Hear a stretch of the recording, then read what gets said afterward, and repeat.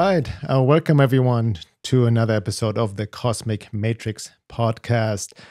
And we have a special guest. This time it will be with me and my very special guest, Neelesh Marik, who has been on the podcast almost 2.5 years ago in, let me look up, May 2020.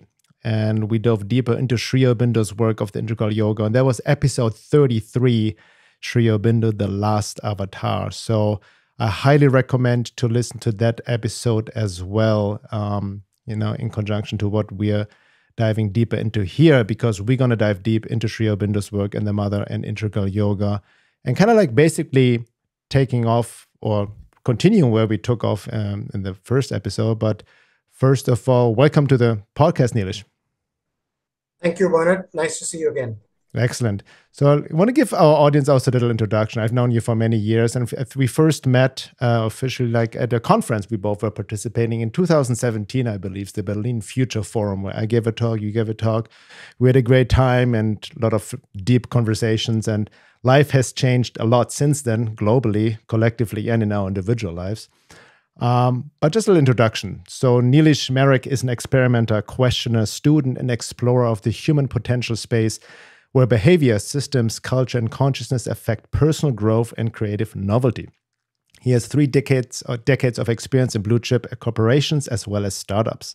These assignments covered a wide array of consumer and industrial products, management, consulting, and IT in various countries and cultures. Over the last decade, he has been engaged in multi- and transdisciplinary research and study across philosophy, social sciences, psychology, complexity, and spirituality, with a total immersion in integral yoga for the last few years. And that's where we want to immerse ourselves as well. Also in honor of Sri Aurobindo's 150th birthday, right? That was in August. And I also want to point out that I attended a workshop of yours in July, which was really an excellent 5-day course called Evolving Towards Integral Self-Perfection, based on the integral yoga and Sri Aurobindo's work. And it was very helpful, insightful. We can link more because you're offering more of these courses, which I would have to say is maybe not for a total beginner, and some prerequisite will be some basic understanding of having read a little bit about Sri Aurobindo and integral yoga as well. But you also, and that's why I really want to focus on, you released an amazing essay or paper in just last April or May called The Divine and Undivine, a time-spirited philosophical contextualization. And it's a really excellent paper. I've highlighted so much, almost the whole paper, because I think it's very important in this day and age. We're dealing with, obviously, the archetypal war of dark versus light. There's a lot happening. Our audience, listener to this podcast know what we're really dealing on a collective level, on a 3D level, what's happening with the globalization, Great Reset.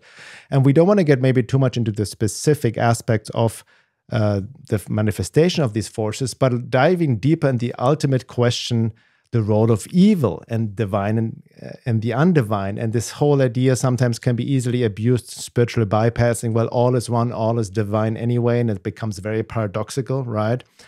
But having said that,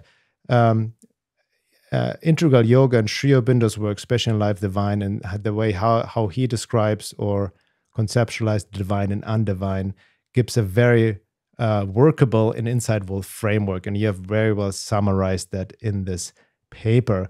So just go a bit through it. Maybe tell a listener what inspired you to write this paper, and what is it about, first in a nutshell, the abstract, so to speak. In a sense, like yourself, Bernard, the problem of evil has always fascinated me for many, many years, about 2 decades now. And in our lifetime, we could say that the fascination with the subject is not just at an abstract philosophical level, but it is brought alive every day with real life world events. And as we begin to wake up and begin to sense and understand what is really happening in the world, with which our lives are directly dependent and interactive, and there's a mutuality of impact. It began to dawn on me that we cannot ignore this or pretend that it doesn't exist or brush it under the carpet. Parallelly, as one develops a more esoteric orientation and orientation to get to understanding reality in its entire range and depth, uh, it begins to become a difficult kind of a contradiction, in the sense that while one is drawn towards the higher and deeper realities of the spirit and the higher consciousness, one finds it particularly disturbing to have to deal with things which in the world which seem to be its exact opposite. Mm-hmm. And that is why is this contradiction? Why is this huge gap? One wants to understand, and one begins to realize that until this puzzle, this which can be overall called the puzzle or the riddle of existence, is cracked, there can never be no real lasting knowledge and no lasting fulfillment in life. So in a sense, this applies to all of us. In my case, I think after 9/11 or thereabouts, this penny started dropping, and then the active exploration at the exoteric level, which is to do with events and happenings and all the good stuff in the world. And then about 10 years ago, when my own journey started inwards, there ended up being associations and correlations between inner realities and outer realities, inner truths and outer realities. And then one begins to understand slowly over a long time how the outer is a reflection or a mirror or a effect or a consequence of the inner. Mm-hmm. Or how the exoteric is a fallout of the esoteric. The exoteric by its own standing is not the core issue, does not have the root and fundamental validity. The truth or the validity is what is happening in the inner world, in the inner spaces, in the supraphysical, if you can call it that way. And therefore, this leads to what is called the hidden layers of exploration, the occult domains of exploration. And while doing that, one realizes that a journey into the occult domains is not just difficult, but dangerous, unless one journeys into the higher domains of consciousness, because that's where the root is, that's where the foundation is. And it's only from there that all the understandings, both low down and outside, can be understood in their entirety. Yeah.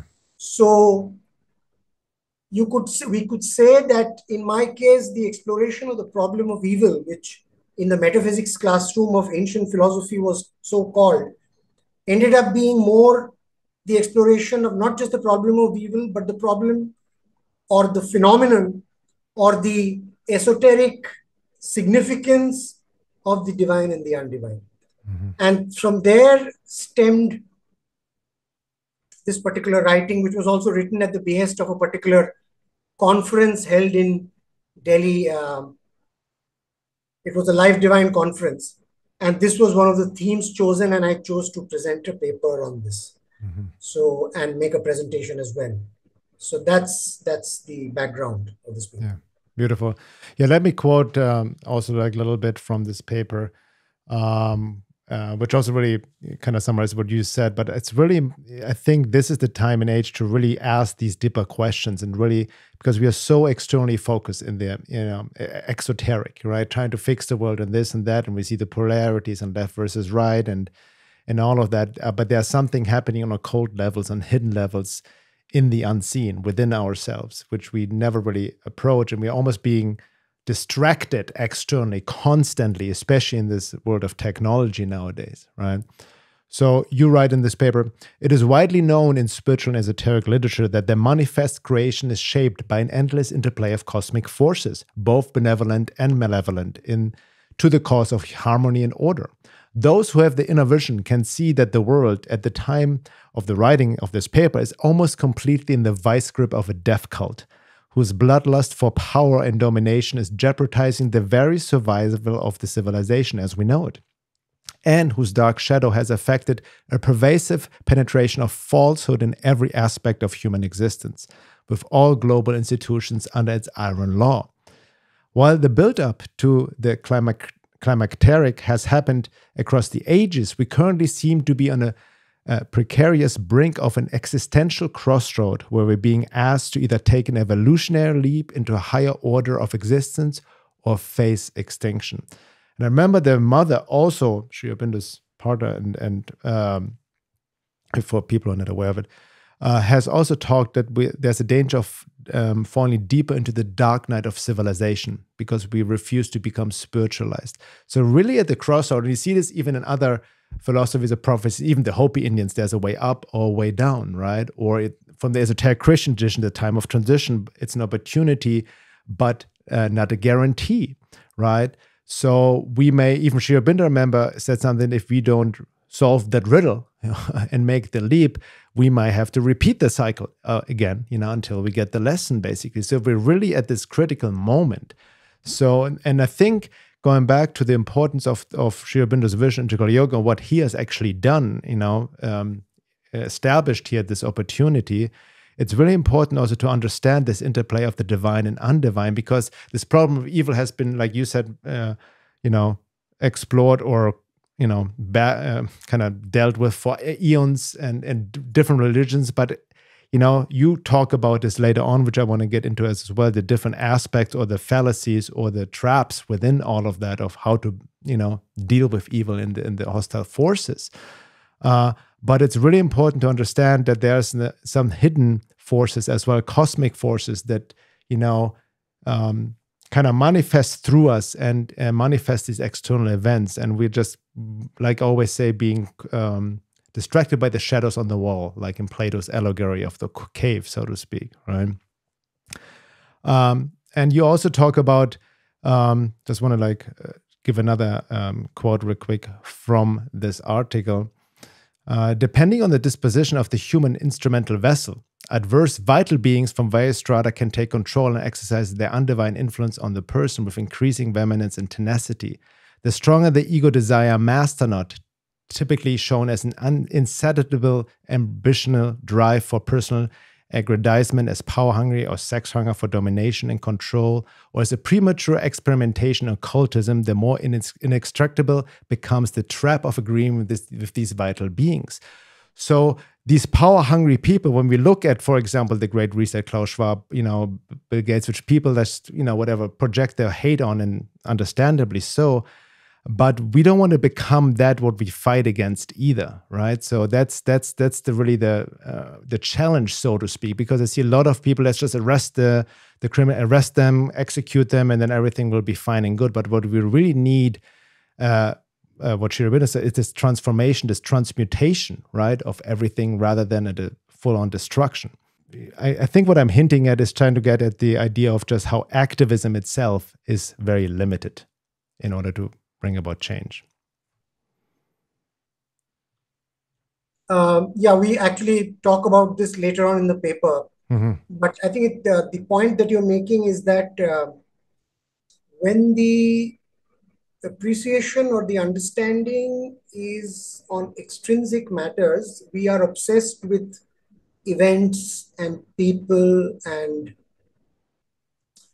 occurrences and happenings and those kind of things. But we are unaware of the things in the background that are making those things happen. Yes. So it's like watching a puppet show and thinking that the puppets are real, but missing the strings from top which are pulling the puppets, right? So the world is a puppet show, and we are obsessed with the puppets on the stage. But until we develop an understanding, not just an understanding of, but the capacity and power to search out and hunt out the puppet masters who are pulling the strings and deal with them, and either exterminate them or transform them or transmute them or rechannelize their energies from what they are doing to what they ought to be doing, the problem is not solved. So the issue about cosmic forces are at one level the supraphysical antecedents or the determinants of what is happening in the visible domain. This is what it is. And if our entire obsession and our pursuit and our philosophy and our science is on the extrinsic events and only on the puppets, but not on the puppet masters, we are missing the point. Yes. Yeah. Yeah. So, in light of the paper, because I think a lot of that might be like we're dealing also with terminology from Aurobindo's integral yoga, but for people not aware of it, so can we define, or can you give us in a nutshell definition, what is the divine and what is the undivine actually in this context, like to really give a definition of these terms? So the divine is a term that can be used to understand the reality. The one reality, the fundamental, original, source, determination, causation of everything that is manifest and we see in manifest creation. The divine, however, in the delight of his being,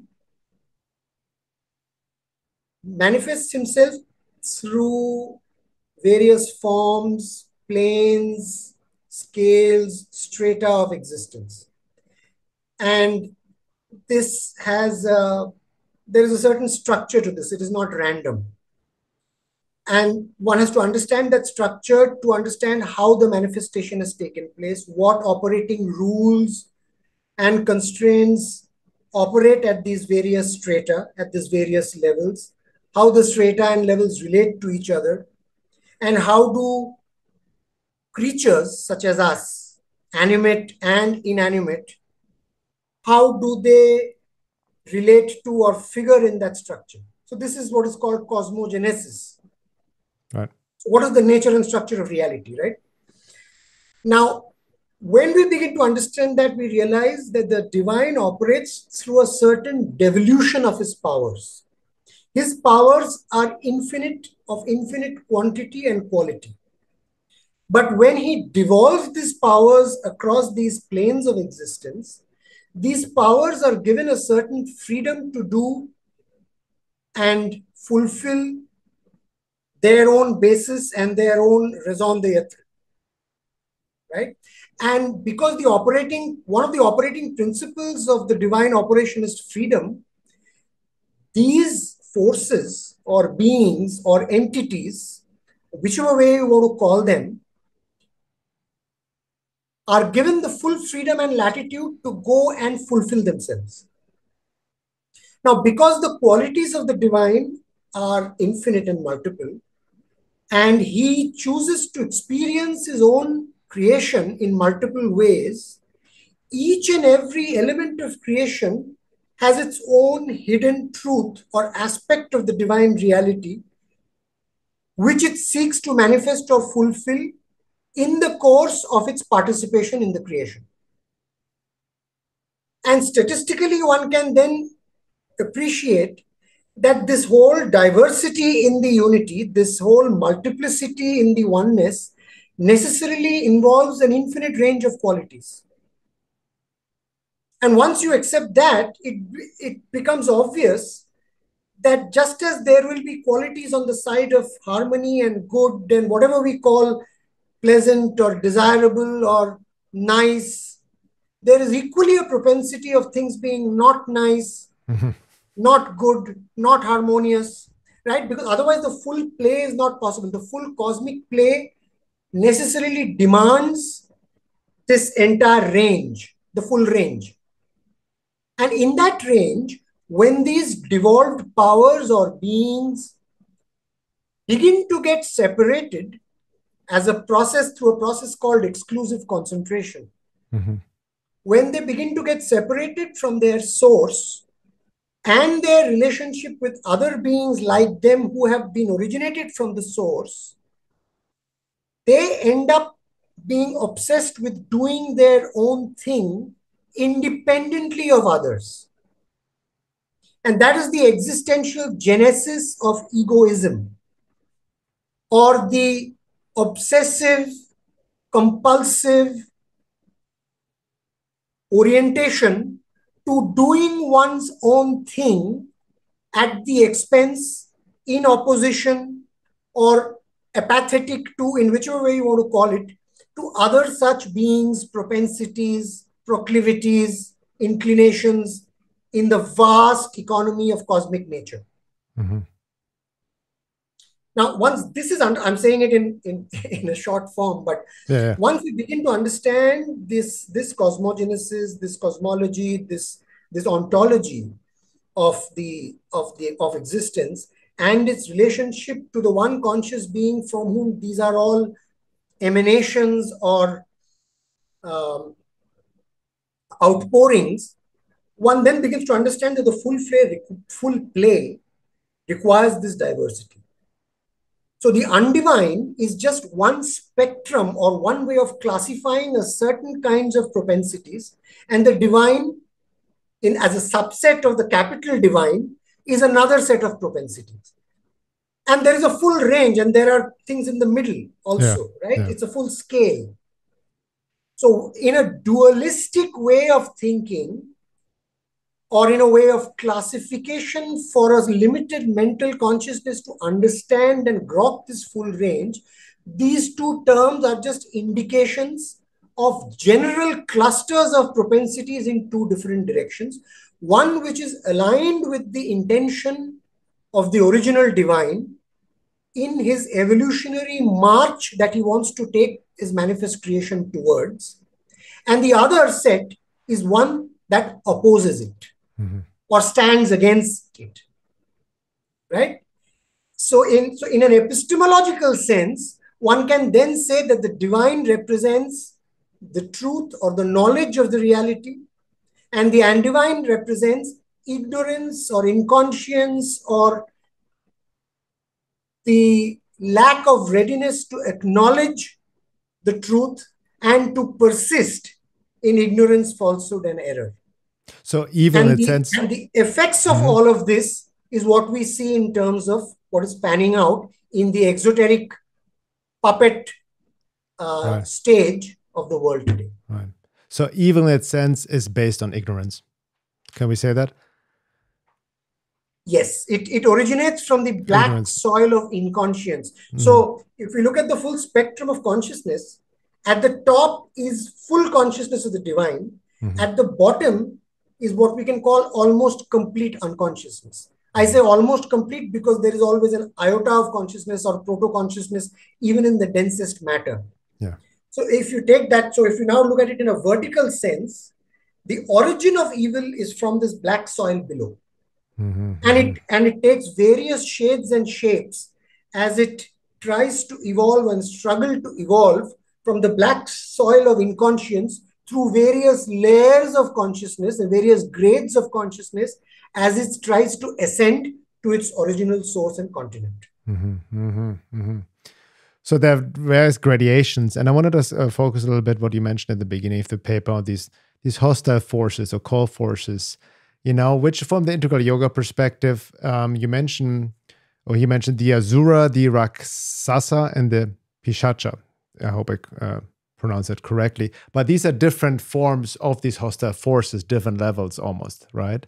Yes. Or how would you categorize them, right? And there, if I understand, correct me if I'm wrong, you mentioned that before, these are not evolutionary beings. They exist in their own world, but they're not part of the evolutionary, like human beings have the soul evolution, the psychic being, and all of that, but they are vital beings from another world. They're not participating in that evolution. Or correct me if I'm wrong. Okay, now, well, you almost said it, but to put it more accurately, not all beings participate in the evolution directly. Okay. And these beings are called typal beings. Typal, that's the word I was looking for. A typal being is a being which stays in a particular plane or a particular world of consciousness, the world being defined as a certain pattern of interaction between soul and nature, which expresses itself in a certain quality of the three original divine qualities of Sat, Chit, and Ananda. Mm-hmm. But for now, let us just say that each world has a certain operating principle for its existence. Any being which confines itself to one world is a non-evolutionary being. That's what I But meant. any Yeah. being which cuts across all planes and takes this vertical journey from bottom to top is an evolutionary being. Okay. So what happens is these three beings that you just now named and many others like them are typal beings. But the fact that they're typal beings does not prevent them from wanting to vicariously participate or poke their finger in the evolutionary movement. Mm-hmm. So therefore, their only way they can do it is to try to possess or take hold of evolutionary beings who are struggling to make that journey and almost derive a vicarious pleasure from being able to do this puppet play. Mm-hmm. And to the extent that the evolutionary beings haven't come into their own, which basically means establish the dominion of their soul over their nature, both individual and universal nature, they will end up being puppets of these beings in some way or the other. And that's what humanity is today. Exactly. That's what's happening. There's almost this occult takeover. Like you wrote in the paper, in extreme cases, the psychic presence in the person, which is the divine spark that represents a spiritual influence for governing the nature, withdraws itself to the point of departure from the vessel, unable or unwilling to withstand the toxicity and virulence of the vital invasion, what you just mentioned. And in such cases, the person is said to be demonically possessed, as depicted in many horror movies and esoteric literature. A large proportion of people at the helm of power and global institutions of today seem to be more or less possessed by these beings and work through, interfere basically, with the human evolution or creation. Exactly. Yeah. You've said it. So let's move on then from that. So established, and by the way, for anybody who wants to read the paper itself, I will link to the paper written by Neelesh in the intro section below as well. But the next one of the chapters really important. I think it's what you call the crisis of the karma yogin, right? And again, I want to give a little quote from that chapter in this paper. The contemporary spiritual warrior faces an equally calamitous challenge as how do you pronounce it? Arjuna in Kuru. Arjuna. So Arjuna. The Gita is a spiritual text or a scripture in the Indian spiritual heritage literature, and yes. Arjuna is the protagonist. Okay. And Sri Krishna is the. So for those who are not aware of the scripture, suffice it to say that it describes a spiritual war. A spiritual war, which is the kind of war we are going through now. Only what we are going through now is far, far more dangerous and intense than what was the Mahabharata Kurukshetra war. And that's not an overstatement. I agree.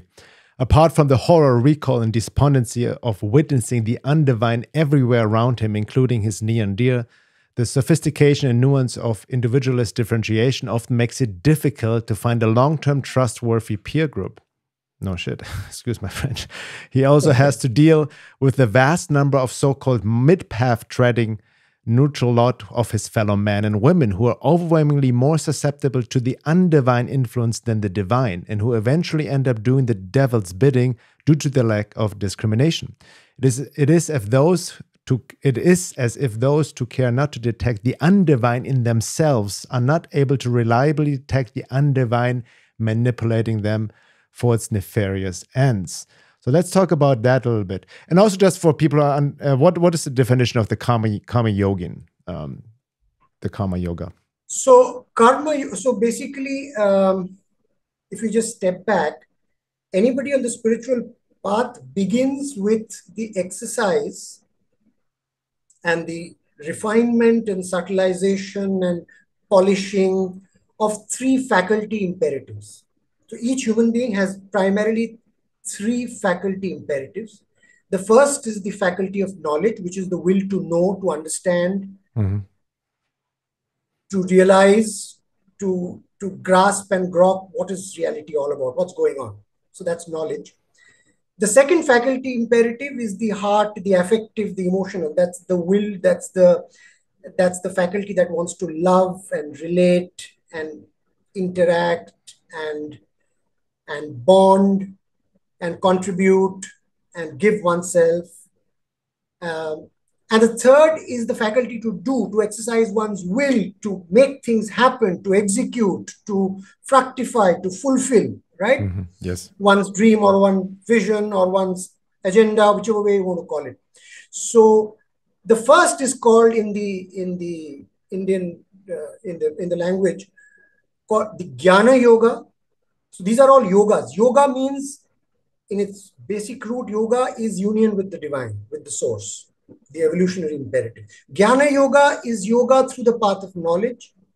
Bhakti Yoga is yoga through the path of love and devotion. Karma Yoga is the yoga through the path of will and work. So the Karma Yogin is he or she who wishes to do the divine's work, unite with the divine, and be an instrument for the divine's work in this troubled and tortured world, to end up trying or doing his or her own bit to convert this troubled and tortuous world into the life divine. Yeah.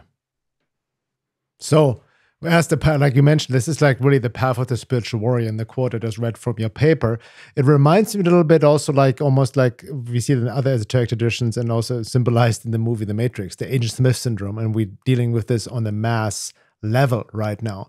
Because what I see right now, as Krishnamurti also said a long time ago, it's no measure of health to be well-adjusted to a profoundly sick society. And we see that nowadays how a lot of pathology is becoming normalized, right? And also, like you mentioned that as well, I think, in this chapter, and maybe you can talk a little about it, that, you know, how the devil or the undivine forces work. It's not this like obvious evil horror, but it's more like a falsification of truth, a slight adjustment, like a little bit of truth, but a distortion and perversion of it. And that's kind of almost a hook, line, and sinker with these big words we see nowadays, like, you know, with like globalization, you know, anti-racism, you know what I mean, equality, equity, and all of that kind of, you know, sustainability and all these words, but they're being used by the undivine forces for the complete enslavement and destruction of humanity. Yes. So again, if we understand the evolutionary reality and directionality, and we understand that man has the role of bridging the animal and the divine, or building the bridge for evolution to proceed from animal nature to divine nature, and the direction is from here to here, it is obvious that in the beginning he is actually in the mud. And when he's trying to evolve up from the mud is trying to pull him back, because the mud has its own dominion and its own raison d'etre of existence, going back to our cosmic power illusion just some time back. And the mud wants to keep everything in its own dominion, right? So this painful and tortuous hijack by the anti-divine forces is only natural because they operate in the mud. And man, as he's trying to climb up, it's like that scorpion and a bunch of scorpions in a container. Any scorpion who tries to go up, the others will try to pull him down, right? All equalitarianism, all collectivism fundamentally is a lowest common denominator movement, if you think about it very deeply. Any collectivism, any sort of philosophical foundation which does not recognize the evolutionary direction, which does not recognize the divine source, which doesn't understand or acknowledge the fundamental instinct in nature to move from the mud to the light, will always stand against it. Does that relate, by the way, sorry, just to interrupt, but this reminds me of something you mentioned in the course of the path towards self-perfection, these three laws that oppose: the law of persistence, the law of resistance, and the law of recurrence. Does that tie into that? Absolutely. Absolutely. It's good you remember that from our earlier.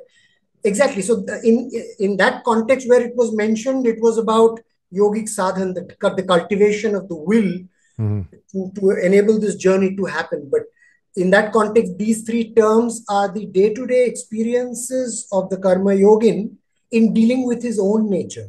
Yeah. Whereas here in this paper, we are talking about his dealing with universal nature.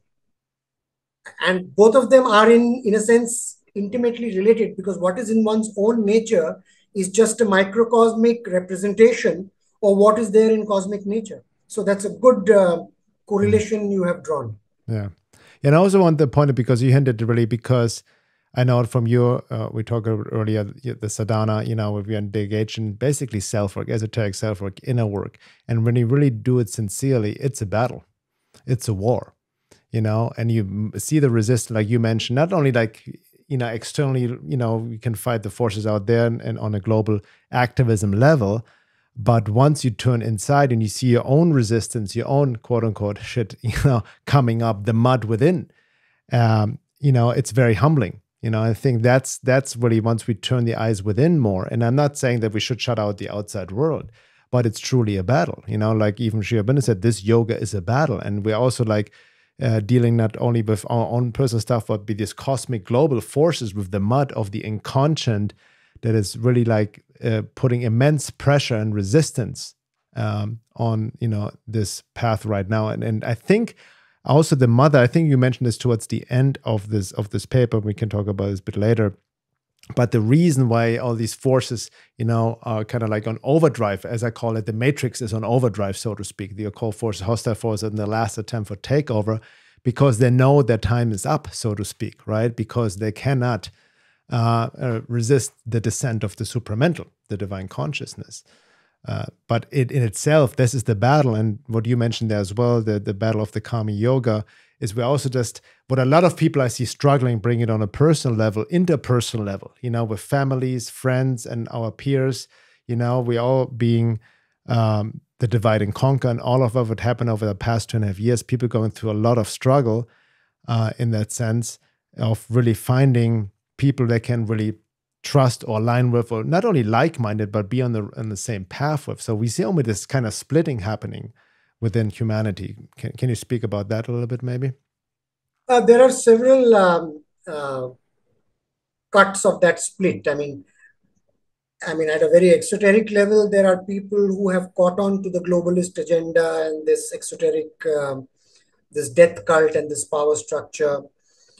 But the one I'm referring to here is a much finer cut, because a large number of people who have caught on to the globalist agenda are not necessarily into the inner spiritual work. And so they are, correct. although they may have caught on to what is happening, they have not yet mustered up the commitment of the karma yogin to wage the battle within their own natures that makes it possible for them to be a spiritual warrior and be the divine instrument.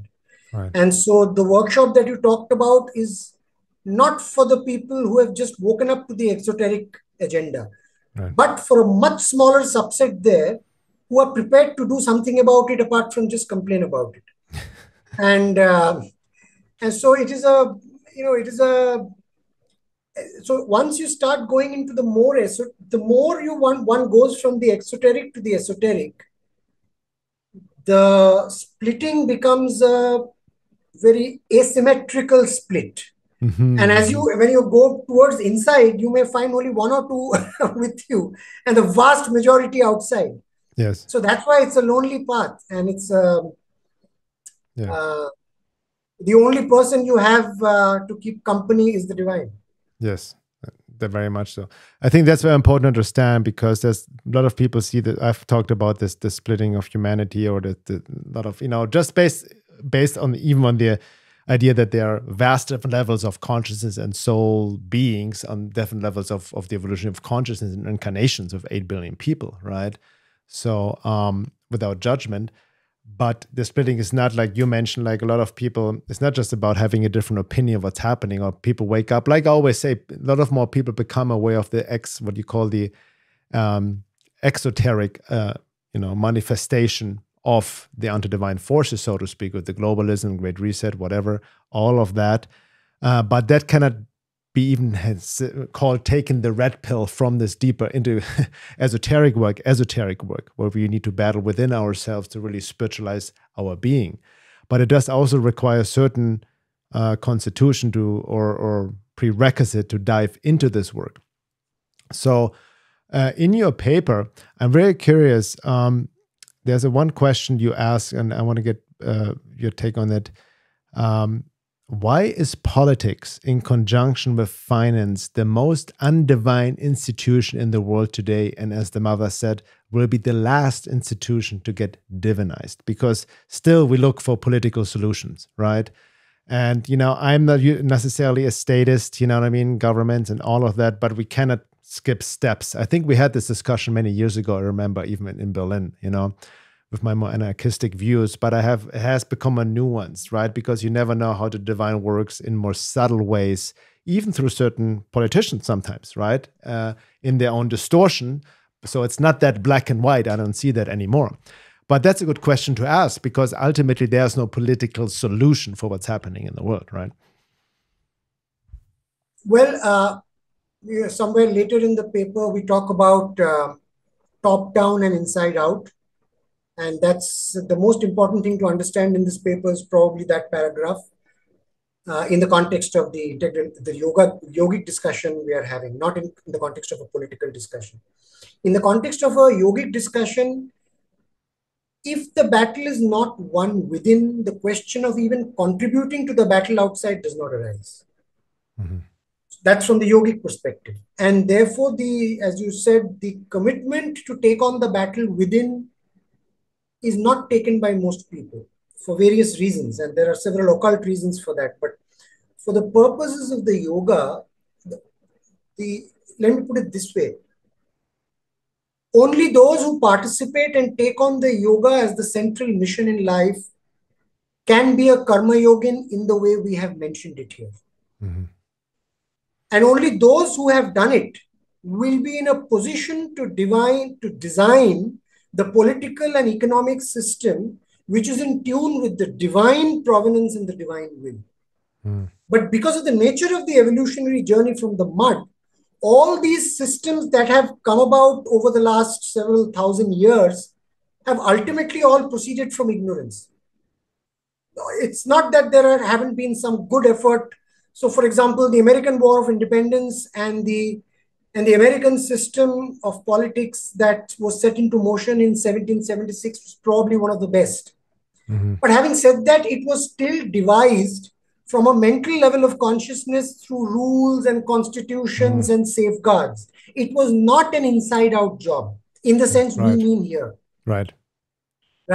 So before talking about, it's not that political systems are not needed. They are needed because if you define politics in its esoteric sense, it is a mechanism of working and governance and decision-making in the collective space. Mm-hmm. And economics is the vitamin or the nutrient or the firepower that drives the energism that can make a collective system truly interactive and participatory. This is the real definition of economics and politics, right? If you understand it that way, if these mechanisms are not powered by the consciousness of unity and harmony, just as mechanisms, they will always fall apart. Yeah. And because they are mechanisms of power, the titan or the demon or the asura, guess what is attracted to it the most? Yes, exactly. The divine is not attracted to power. The divine already has the power. It doesn't need to get attracted to power. It is self-existent. In his self-existent delight and infinity. The asura or the anti-divine, who is divorced from the divine and therefore does not have the power, will obviously have to clamor for it. At an individual level, if you think about it, what is this whole binding of desire? It is a craving of stemming from a perceived lack, a perceived vacuum, isn't it? Yes. Now, so all forms of desire, whether financial or vital or political, all forms of desire, all forms of wills to power stem from this existential lack. And when it is stemming from the lack, the outer exoteric system is bound to be titanic or demoniac. Right. And because the configuration of power and the lust and the drive to rule others is so prominent, and the dominant impulse of the titan or the asura, it is not surprising that politics and economics are the most are the blackest and the densest dens of the anti-divine. Yeah. And that is why they will be the last to get divinized in the inside-out process of the divine will. Yes. Does that make sense? Yes, absolutely. Yeah. No, that's, I mean, yeah.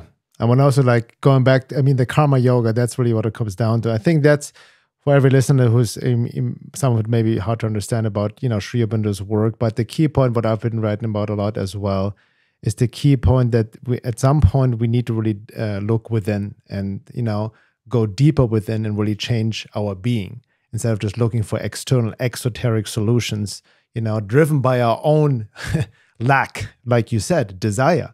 And there's nothing to be said against desire, just asking where is it coming from? Because, I remember Gurdjieff, I mean, this is a different level, obviously, but Gurdjieff talked about the trap of the revolutionary mindset, right? And we see this on both sides, how the Asura can easily hijack any power-hungry politician on either sides and whatnot, or even revolutionary, it doesn't matter, right? And then even, I think you have the quote by Nietzsche in there as well, which we're going to talk about, like of becoming, watching out of becoming that what we fight against, so to speak. That's the big trap, right? The trap of agreement almost. But I want to, basically we're almost at the end of the first hour. And in the second hour, I want to go into these aspects you wrote about the philosophical smorgasbord, as you call it, smorgasbord. And these basically have a dozen examples of twists in the universal mental plane that obfuscate, mislead, and frustrate the spiritual warrior karma yogin. Basically, all the distortions or what we've seen in the past of how people perceive evil or try to fight evil and deal with the world and whatnot, including the whole New Age corruption, pop spirituality, the idea of pacifism, see no evil, hear no evil, the idea of neutrality, relativism, and all of that. So I want to go through them one by one. Maybe you can describe them because I think it's very important to understand in the second hour. And lastly, also, like, here's another great quote from your article about the karma yogin. The 21st century karma yogin is almost entirely left to fend for himself as he seeks the contemporary charioteer to help him face a far more powerful, resourceful, evil, and complex adversary whose net of influences extends everywhere. Moreover, he is besieged with a confusing how do you pronounce it? Smorgasbord? Is that a smorgasbord? Is a hodgepodge. It's like in a buffet where all the food items have been mixed together. Oh, okay. Good to know. I learn every day. Moreover, he's besieged with a confusing smorgasbord of facile half-truths on the philosophical buffet table of popular thought, which he has to vigilantly and assiduously sift through to distill out the wheat from the chaff and cultivate access to the source of unadulterated real knowledge, which, however, doesn't come easily and unequivocally until he's ready and capable of receiving it.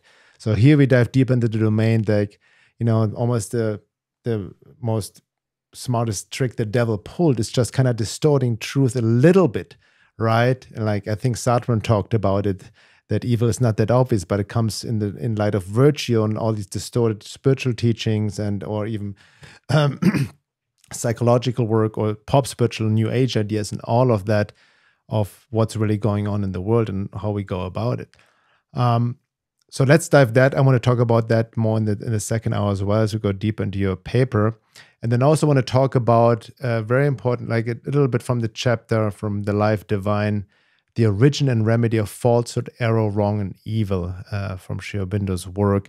And really also cut through this idea or this misconception and that good and dark or undivine and divine is a duality, which in this case it is not actually in the terms of what we usually think it is, because it's important to understand as well. Yeah, for people who want to who are interested in your workshops, how can they reach that? Do you have a website for that? And I can link to that. You have upcoming courses and workshops based on integral yoga? Currently, they are being offered through a program called All Life is Yoga, Mm-hmm. which is a kind of an online multiversity, you can call it that, where many practitioners have come in and together they are offering a bouquet of courses. And it is on a website called Integral Edu. Mm-hmm.